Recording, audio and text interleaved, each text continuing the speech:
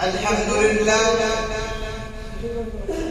لله الذي هدانا للإيمان، والصلاة والسلام على نبينا محمد الهادي إلى منازل الإسلام وعلى آله الكرام وصحابته الكرام.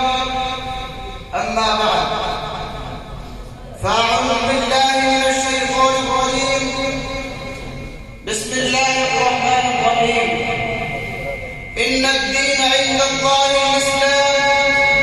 صدق الله العظيم. إخوتي الكرام، نرى كل شيء في هذا الكون منقادا لقاعدة معينة وقانون خاص. نرى الشمس والقمر والنجوم مسخرات بأمر الله تحت قاعدة منفردة.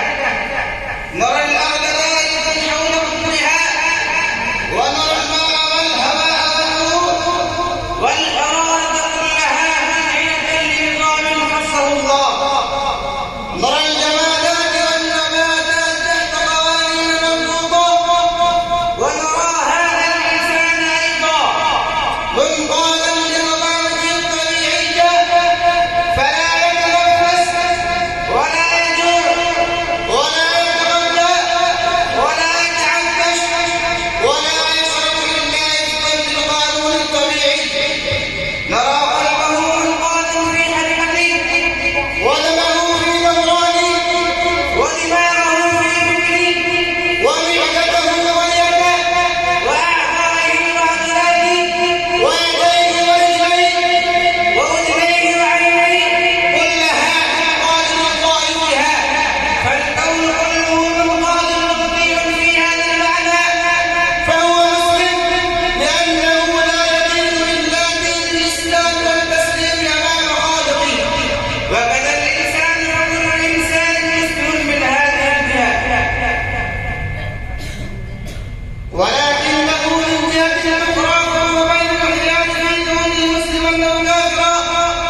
فالإنسان الذي يعرف خالقه ويؤمن به ربه مالكا سيدا مطاعا معبودا وحاكما، ويتبع القانون الشرعي في حياته الاختيارية، ويسلم وجهه لله ولا يطيع ولا ينقاد إلا إياه، فهو المسلم الحقيقي الكامل، لأنه وسع نفسه وحياته ومشاعره وأحاسيسه وقدرات نفسه ونشاطه بوجوده كلها إلى ربي الذي لا إله إلا هو.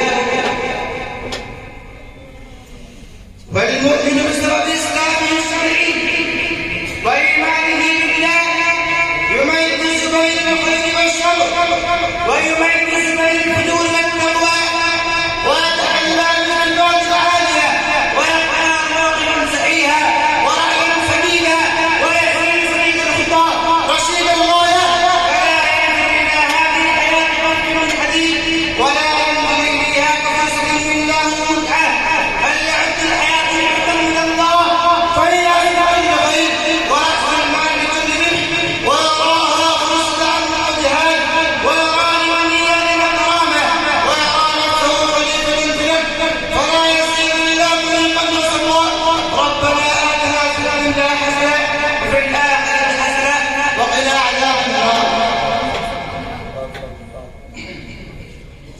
يعد نفسه مسؤولا أمام خالقه وأمام مخلوقه، ويجد نفسه مأمورا بالجهاد لإقامة الحق ومحب الباطل في كل يوم وفي كل انتهاء، لأنه عرف ربه وعرف رايه وعرف مبدأ علمه وانتهاء وعرف مسؤوليته وجهاده، فلا يكون يتخبط في الطرق المزدوية فترى